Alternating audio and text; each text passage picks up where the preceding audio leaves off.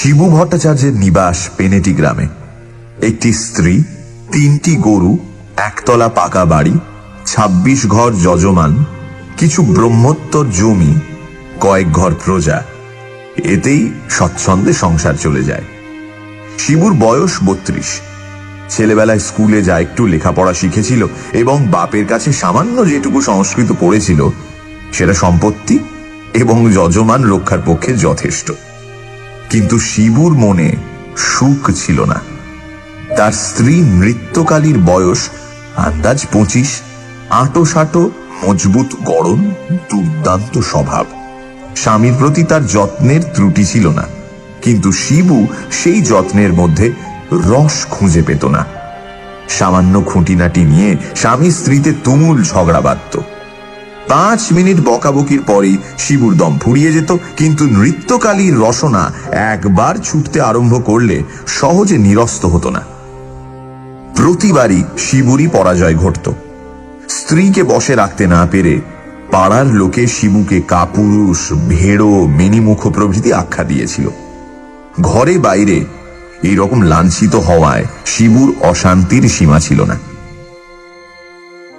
একদিন নৃত্যকালী গুজব শুনল তার স্বামীর চরিত্র দোষ ঘটেছে। সেদিনকার বচসা একেবারে চরমে পৌঁছল। নৃত্যকালী শিবুকে ঝ্যাঁটা পেটা করল।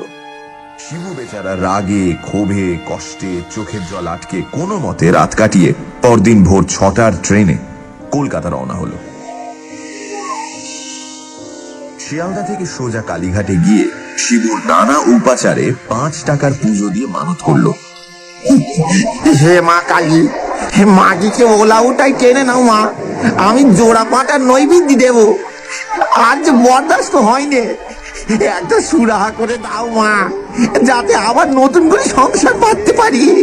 মাগি ছেলে পুলে হলো না, সেটাও তো দেখতে হবে। দোহাই মা, মাগো। মন্দির থেকে ফিরে শিবু বড় এক ঠোঙা তেলে ভাজা খাবার, আধশের দই এবং আধশের অমৃতি খেল। তারপর সমস্ত দিন জন্তুর বাগান, জাদুঘর, হগ সাহেবের বাজার, হাইকোর্ট ইত্যাদি দেখে সন্ধেবেলা পিডেন স্ট্রিটের হোটেল দি অর্থোডক্সে 1 plate curry, 2 plate roast fowl এবং 8খানা ডেভিল জলযোগ করল। তারপর সমস্ত রাত থিয়েটার দেখে ভোরে পেনেটি ফিরে গেল। মা কালী কিন্তু উল্টোটি বুঝেছিলেন। বাড়ি এসেই শিবুর ভেদ বমি আরম্ভ হয়ে গেল। ডাক্তার এলো, কবিরাজ এলো, কিন্তু কিছুই হলো না। অবশেষে 8 ঘন্টা রোগে ভুগে স্ত্রীকে পায়ে ধরিয়ে কাঁদিয়ে শিবু ইহলোক ত্যাগ করল। গ্রামে আর মন টিকল না। শিবু সেই রাতেই গঙ্গা পার হলো। পেনেটির আর পার কোন্নগর। সেখান থেকে উত্তর মুখ হয়ে ক্রমে রিষড়া, শ্রীরামপুর, বৈদ্যবাটির হাট, চাঁপদানির চটকল ছাড়িয়ে আরো 2-3 ক্রোশ দূরে ভূষণ্ডির মাঠে পৌঁছল।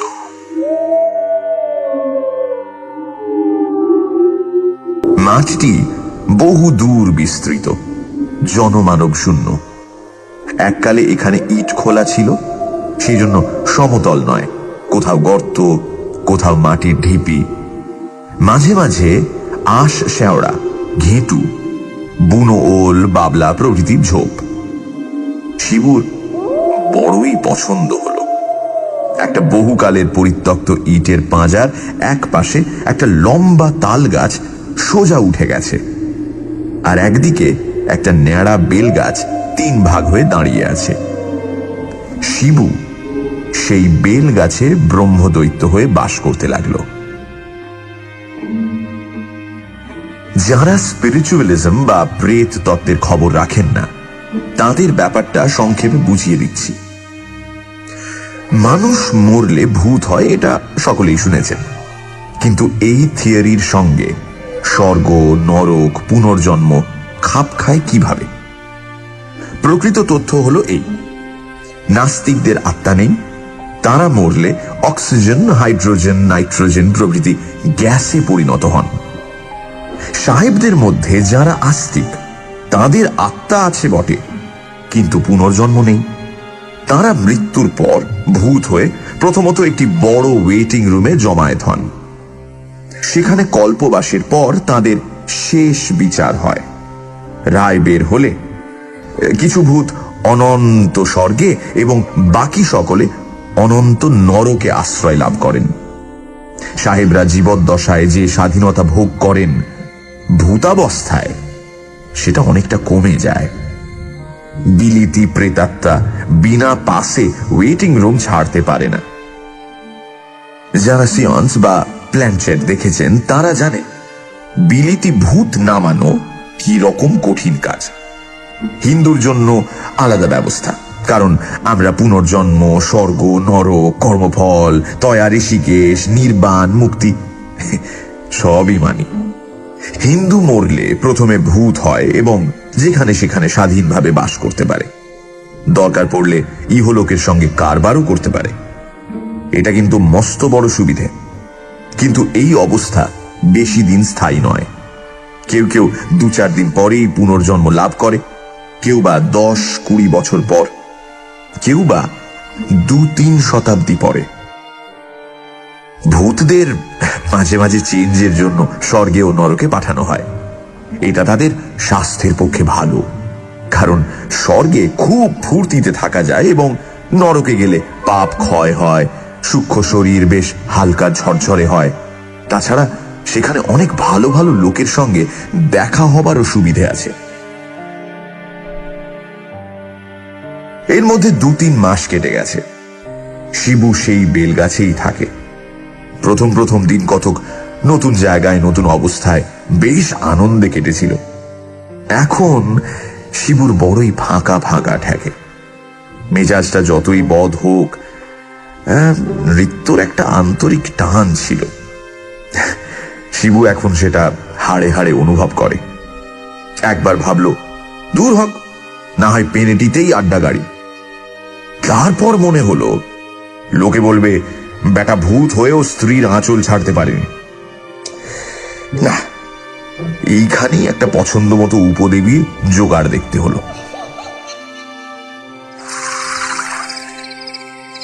ফাল্গুন মাসের শেষ বেলা গঙ্গার বাঁকের ওপর দিয়ে দক্ষিণা হাওয়া ঝিরঝির করে বইছে।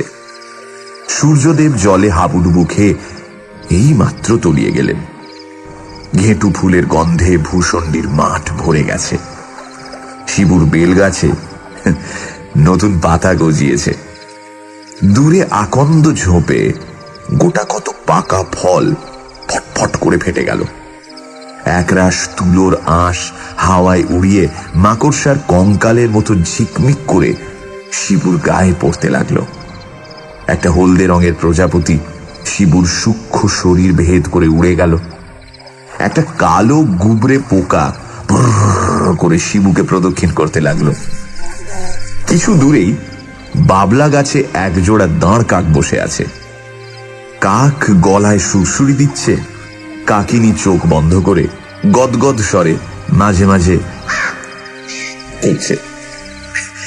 একটা কটকটে ব্যাঙ সদ্য ঘুম থেকে উঠে গুটি গুটি পা ফেলে বেলগাছের কোটর থেকে বেরিয়ে এলো এবং শিবুর দিকে ড্যাবড্যাবে চোখ মেলে টিটকারি দিয়ে উঠল। একদল ঝিঝি পোকা সন্ধ্যের আসরের জন্য যন্ত্রে সুর বাঁধছিল। এতক্ষণে সঙ্গত ঠিক হওয়ায় সমস্বরে রি রি রি রি করে উঠল। শিবুর যদিও রক্ত মাংসের শরীর নেই, কিন্তু মরলেও স্বভাব যাবে কোথায়? শিবুর মনটা খাঁ খাঁ করতে লাগলো। যেখানে হৃৎপিণ্ড ছিল সেখানটা ভরাট হয়ে ধড়াক ধড়াক করতে লাগলো। মনে পড়ল ভূষণ্ডির মাঠের একদিকে পিটুলি বিলের ধারে শেওড়া গাছে একটি পেতনি বাস করে। শিবু তাকে অনেকবার সন্ধেবেলা পুলো হাতে মাছ ধরতে দেখেছে। তার আপাদ মস্তক ঘেরা টোপ দিয়ে ঢাকা। একবার সে ঢাকা খুলে শিবুর দিকে চেয়ে লজ্জায় জিভ কেটেছিল। পেতনির বয়স হয়েছে, কারণ তার গাল একটু তোবড়ানো এবং সামনের দুটো দাঁত নেই। তার সঙ্গে ঠাট্টা চলতে পারে, কিন্তু প্রেম হওয়া অসম্ভব। একটি শাঁকচুন্নি কয়েকবার শিবুর নজরে পড়েছিল। সে একটা গামছা পরে আরেকটা গামছা মাথায় দিয়ে এলো চুলে বকের মতো লম্বা পা ফেলে হাতের হাঁড়ি থেকে গোবর গোলা জল ছড়াতে ছড়াতে চলে যায়। তার বয়স খুব একটা বেশি নয়। শিবু একবার রসিকতা চেষ্টা করেছিল, কিন্তু শাঁকচুন্নি ক্রুদ্ধ বেড়ালের মতন ফ্যাঁচ করে ওঠে। অগত্যা শিবুকে ভয় চম্পট দিতে হয়। শিবুর মন সবচেয়ে বেশি হরণ করেছে এক ডাকিনী। ভূষণ্ডির মাঠের পূব দিকে গঙ্গার ধারে ক্ষীরিবামনির পরিত্যক্ত ভিটায় যে ভাঙাচোরা ঘরখানি আছে, তাতেই সে অল্পদিন হলো আশ্রয় নিয়েছে। শিবু তাকে শুধু একবার দেখেছে, শুধু একবার, এবং দেখেই মজেছে। ডাকিনী তখন একটা খেজুরের ডাল দিয়ে রোয়াকে ঝাড় দিচ্ছিল। পরনে সাদা থান। শিবুকে দেখে নিমেষের মধ্যে ঘোমটা সরিয়ে ঠিক করে হেসেই সে হাওয়ার সঙ্গে মিলিয়ে যায়। কি দাঁত, কি মুখ, কি রং! নৃত্যকালী রং ছিল পান্তুয়ার মতো, কিন্তু ডাকিনীর রং যেন পান্তুয়ার শ্বাস। শিবু একটি সুদীর্ঘ নিঃশ্বাস ছেড়ে গান ধরল। আহা শ্রী রাধিকে চন্দ্রা বলি, কারে রেখে কারে ফেলি। আচমকা প্রান্তর কাঁপিয়ে কাছেই একটা তাল গাছের মাথা থেকে তীব্র কণ্ঠে শব্দ উঠল। अरे भजुआ के बहनिया भगुल के बिटिया के एकरा से सदिया हो के एकरा से। শিবু চমকে উঠে ডাকলো, এই তাল গাছে কে রে? উত্তর এলো, कारिया पीरेत बा। শিবু বলল, কেলে ভূত? এই নেমে এসো বাবা।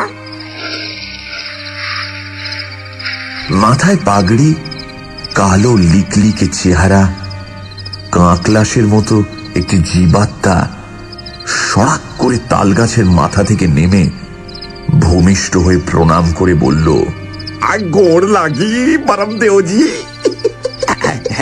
জিতা রাহো বেটা, এই একটু তামাক খাওয়াতে পারিস? ছিলাম বা তামাকই তো নেই, তা ছিলিম। জোগাড় কর না। প্রেত হুস করে ঊর্ধ্বে উঠল এবং অল্পক্ষণের মধ্যে বৈদ্যবাটির বাজার থেকে তামাক, টিকা, কলকে এনে তাতে আগুন ধরিয়ে শিবুর হাতে দিল। শিবু একটা কচুর ডাঁটার উপর কলকে বসিয়ে টান দিতে দিতে বলল, তারপর এলি কবে? তোর হালচাল সব বল। কারিয়া পীরেত যে ইতিহাস বলল তার সারমর্ম হলো এই। তার বাড়ি ছাপড়া জেলায়। দেশে এককালে তার জরু ছিল, গরু ছিল, জমি ছিল, সবই ছিল।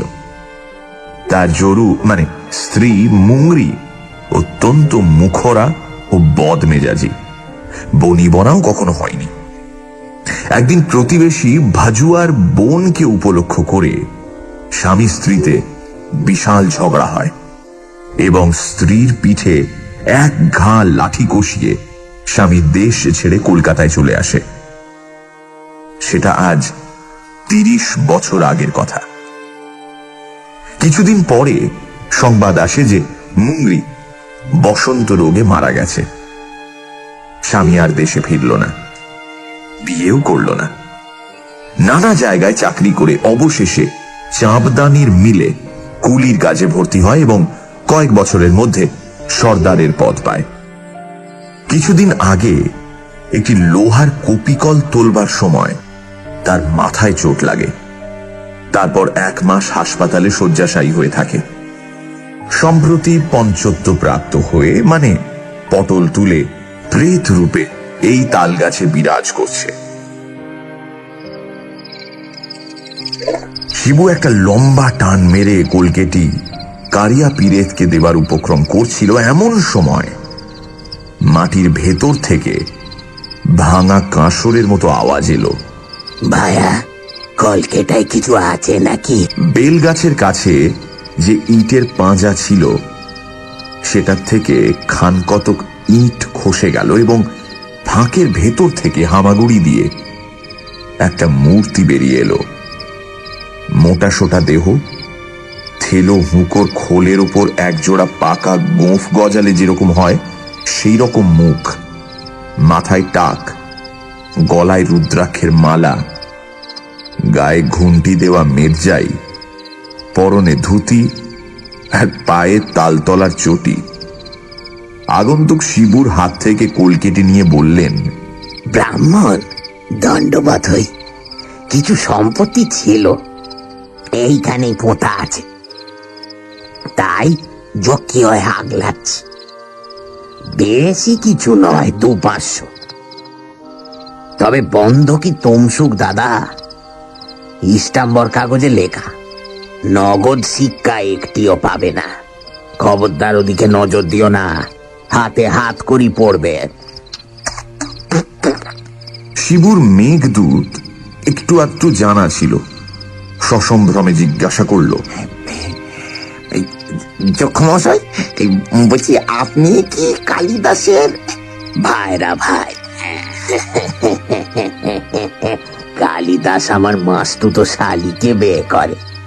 ছোকরা হিজলিতে নিমকির গোমস্তা ছিল, অনেক দিন মারা গেছে। তুমি তার নাম জানলে কিসে? আপনার এখানে কতদিন আগমন হয়েছে? আমার আগমন? আমি বলে গিয়ে 3.5-20 বছর এইখানে আছি। কত এলো দেখলুম, কত গেল তাও দেখলুম। আরে তুমি তো সেদিন এলে, কাঠ পিঁপড়ে তাড়িয়ে 3 বার হোঁচট খেয়ে গাছে উঠলে, সব দেখেছি আমি। তোমার গানের শখ আছে দেখছি। বেশ বেশ, কালোয়াতি শিখতে যদি চাও তো আমার সাগরে দাও দাদা। এখন আওয়াজটা যদিও একটু খোনা হয়ে গেছে, তবু মরা হাতি লাখ টাকা। মশাইয়ের ভূতপূর্ব পরিচয়টা জিজ্ঞাসা করতে পারি কি? বিলক্ষণ। আমার নাম নদের চাঁদ মল্লিক, পদবী বসু, জাতি কায়স্থ, নিবাস রিসড়ে। আপাতত নিবাস এই পাঁজরের মধ্যে।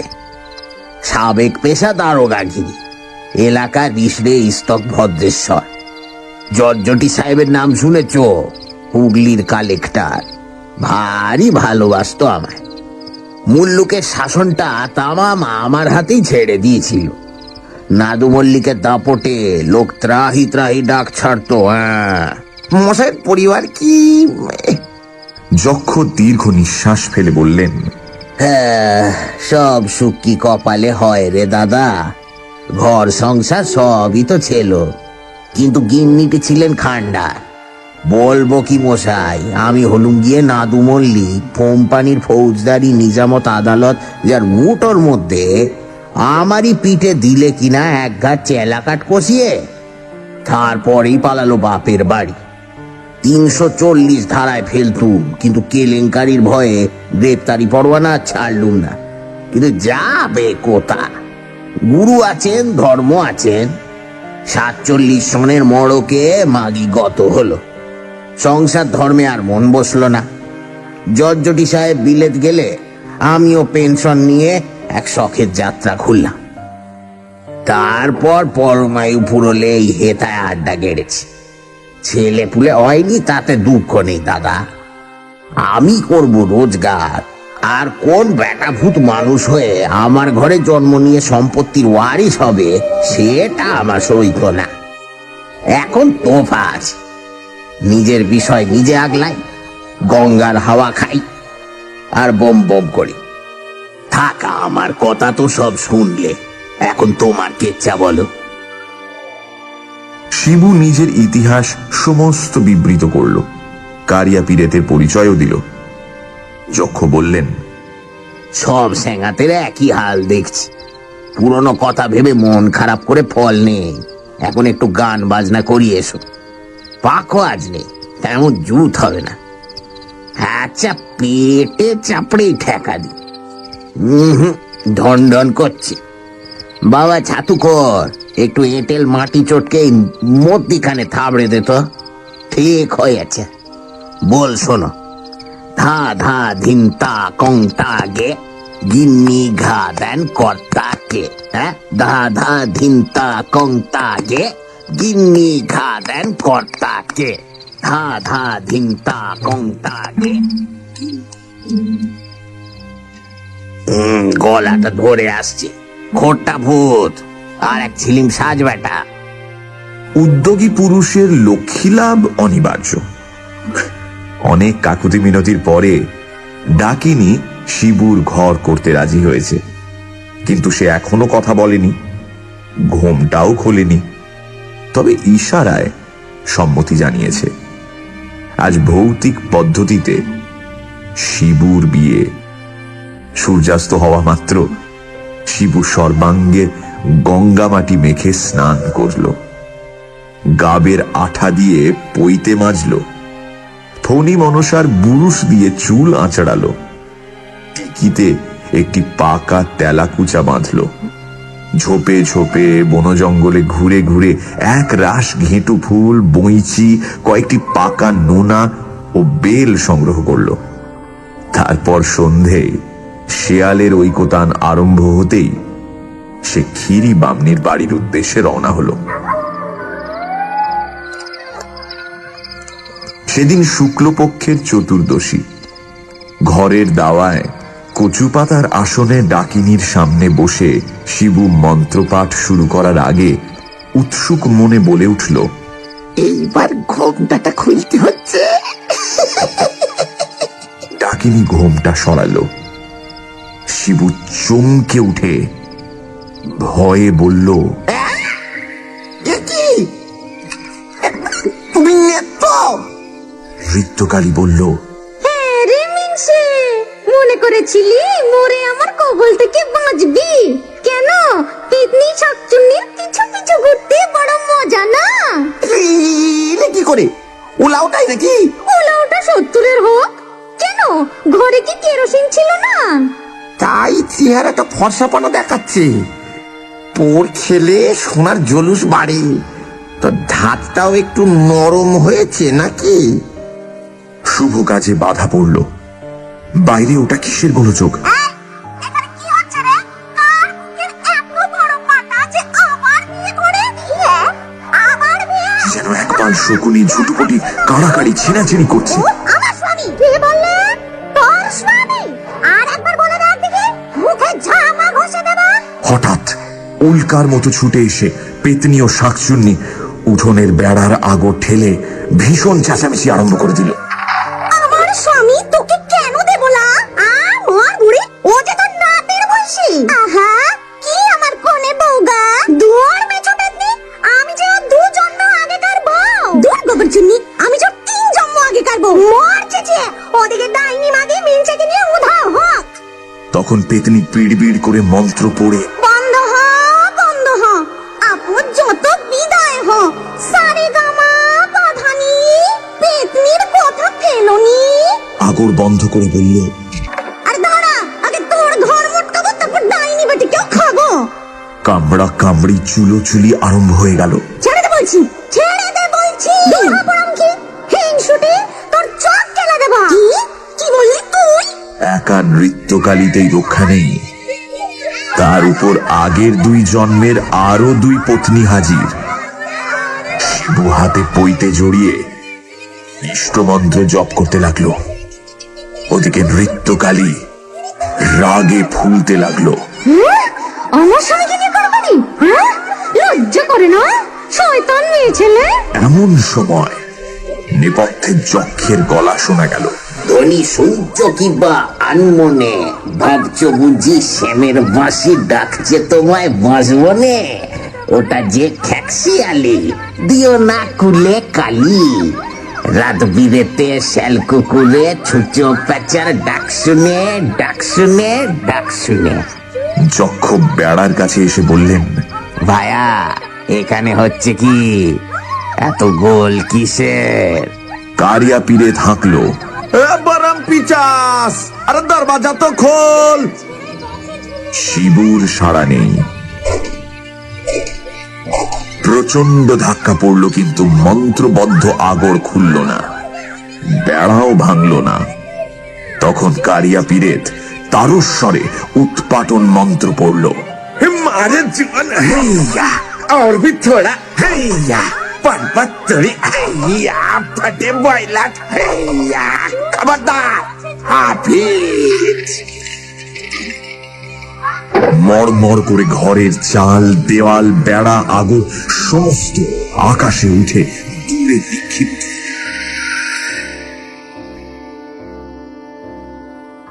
ডাকিনী অর্থাৎ নৃত্যকালীকে দেখে যক্ষ বললেন, এ কি গিন্নি এখানে?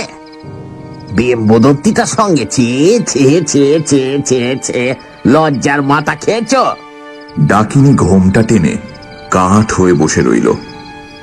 কারিয়া পীরেত বলল, আরে মুঙ্গরি, তোহার শরম নাহি বা? তারপর যে ব্যাপার আরম্ভ হলো তা মনে করলেও বুকের রক্ত শুকিয়ে যায়। শিবু 3 জন্মের 3 পত্নী এবং নৃত্যকালীর 3 জন্মের 3 স্বামী, এদের ডবল উৎপাতে ভূষণ্ডির মাঠে একসঙ্গে জলস্তম্ভ, দাবানল ও ভূমিকম্প শুরু হয়ে গেল।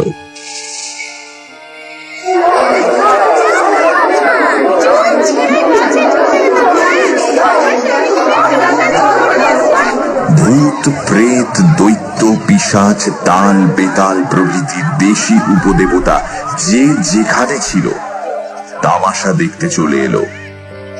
রাম রাম রাম, কে এই উৎকট দাম্পত্য সমস্যার সমাধান করবে? আমার গল্প নয়।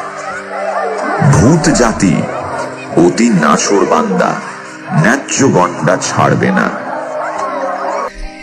পুরুষের পুরুষত্ব, নারীর নারীত্ব, ভূতের ভূতত্ব, পেতনির পেতনিত্ব, এসব তারা বিলক্ষণ বোঝে।